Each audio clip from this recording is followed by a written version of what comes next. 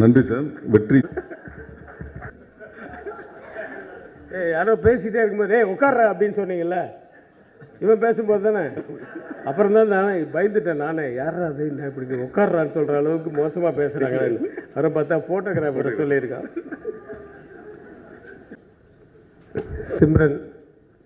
சிம்ரன் வந்து கொண்டாட்டம் தான் எனக்கு ஞாபகம் வந்தது. முதல்ல அவங்க கொண்டாட்டம் பண்ணுறதுக்கு ஆக்சுவலாக வந்து அதுக்கு முன்னாடியே ஒரு படம் வந்து இப்போ தர்மசக்கரம்னு நினைக்கிறேன், அதுக்காக வந்து நான் அவங்கள பார்த்தேன் பாம்பேயில். அதுக்கப்புறம் அது மிஸ் ஆகிடுச்சு. அப்புறம் கொண்டாட்டமில் அர்ஜுன் படம், ஆக்சுவலாக ராமோஜி ஃபிலிம் சிட்டியில் எடுத்த முதல் தமிழ் படம் கொண்டாட்டம் தான். அப்போ அந்த படம் ஷூட்டிங் போதெல்லாம் தமிழ் சுத்தமாக வராது. ஸோ ப்ராம்ப்டிங் தான் யாராவது. ஸோ ப்ராம்ப்டிங்கும் போது, சார் நீங்கள் ப்ராம்ப்டிங் பண்ணுங்கள் சார், நீங்கள் ப்ராம்ப்ட் பண்ணுங்கள் அப்படின்வாங்க.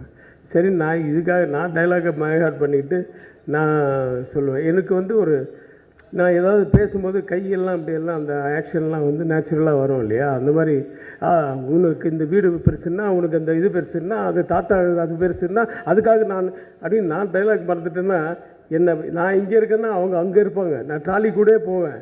ஆனால் நான் இப்படி கை இப்படி நிறுத்தினேன், அதே மாதிரி பேசுவாங்க. நான் கை நிறுத்திட்டேன், அவங்களும் அதே மாதிரி கை நிறுத்திட்டு சார் அப்படின்னு இல்லை நான் டைலாக் மறந்துட்டேன், கட் அப்படின்னு. அதுக்கப்புறம் அதே மாதிரி ஸோ அந்த பாடி லாங்குவேஜ் கொண்டு, ஆனால் அவங்க இங்கே தான் பார்க்கணும், ஆனால் இங்கே என்ன நடக்குதுன்றது பார்ப்பாங்க. ஸோ ஐ வந்து அதையும் பார்க்கும், அந்த பாடி லாங்குவேஜ் அதே மாதிரி பார்த்து அதையும் ப்ராம்ப்டிங்கில் அதையும் யூஸ் பண்ணிப்பாங்க. அப்படிப்பட்டவங்க இன்றைக்கி வந்து பேசிட்டு வந்து கேட்குறாங்க, எப்படி பரவாயில்லையா சார் இப்போ என் தமிழ் அப்படின்னு. அது அந்த ஒரு 2 படத்துலேயே நட்புக்காகவே நல்லா பேச ஆரம்பிச்சிட்டாங்க. அப்புறம் பஞ்சதந்திரம் கேட்கவே வேணாம், அது வந்து ரொம்ப நல்லா பண்ணாங்க. அப்புறம் ஒரு தெலுங்கு படம் வேறு பண்ணோம், பாவா நச்சாடு.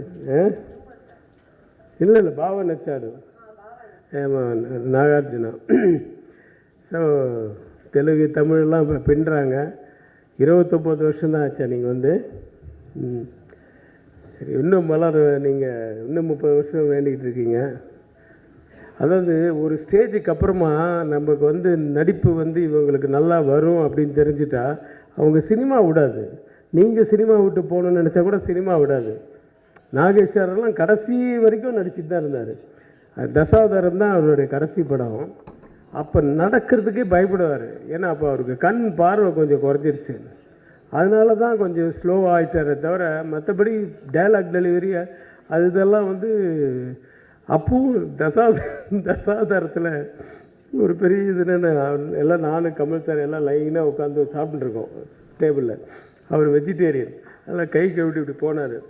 கமல் சார் வந்து சிக்கனை வந்து 2 ஃபோர்க்கில் அப்படி பண்ணிகிட்டு இருந்தார். போயிட்டு இன்னும் சாகலை சிக்கன் இன்னுமா சாகலை அப்படின்ட்டு போகிறார். ஸோ அந்த வயசுலேயும் அப்போது வந்து அந்த ஜோக்கு அதெல்லாம் மறக்க முடியாது. ஸோ சினிமா நம்மளை விடாது, நீங்கள் கவலையப்படாதீங்க, நம்ம இருக்கிற வரைக்கும் சினிமா நம்மளை விடாது. நானும் அந்த கேட்டகரி தான் நினைக்கிறேன், பார்ப்போம். நான் விட மாட்டேன். ஆனால் சினிமாவை வனிதா, நீ பாராட்டின பாராட்டுக்கு உங்கள் அம்மாவாக இருந்தால் இந்நேரம் உங்கள் கழுத்தில் இருந்த செயினை எடுத்து பிரசாந்துக்கு போட்டுட்டு போயிருப்பாங்க. அப்படிப்பட்டவங்க அவங்க.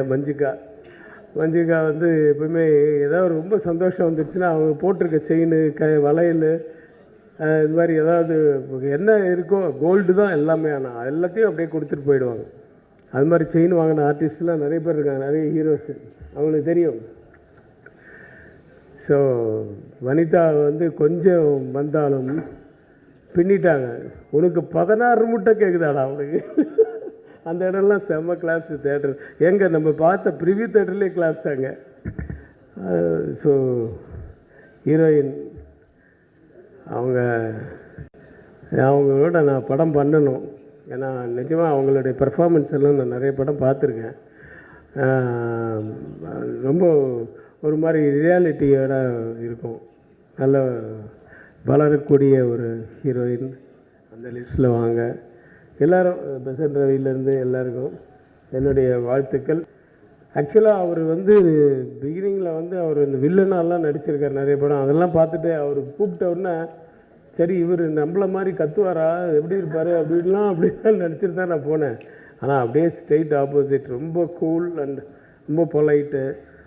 அவர் ஆனால் அந்த வாக்குலேருந்து அந்த இதுலேருந்து அந்த ஒரு சொஃபஸ்டிகேஷன் அது தெரியும். அந்த ஃபாரின் ரிட்டர்ன் மாதிரியே இருக்கும் அவருடைய பாடி லாங்குவேஜ் எல்லாமே. ஸோ ஒரு இனிமையான ஒரு படத்தை ஆரம்பித்து கொஞ்சம் டிலே ஆனாலும் லேட்டாக இருந்தாலும் கரெக்டான ஒரு இடத்துல வர வேண்டிய நேரத்தில் வந்து அது வெற்றி பெற்றதுக்கு நான் எல்லாம் வல்ல இறைவனுக்கு நன்றி சொல்லி, என்னையும் அழைத்ததற்கு மிக்க நன்றி சொல்லி, வாய்ப்புக்கு நன்றி கூறி விடைபெறுகிறேன். நன்றி, வணக்கம்.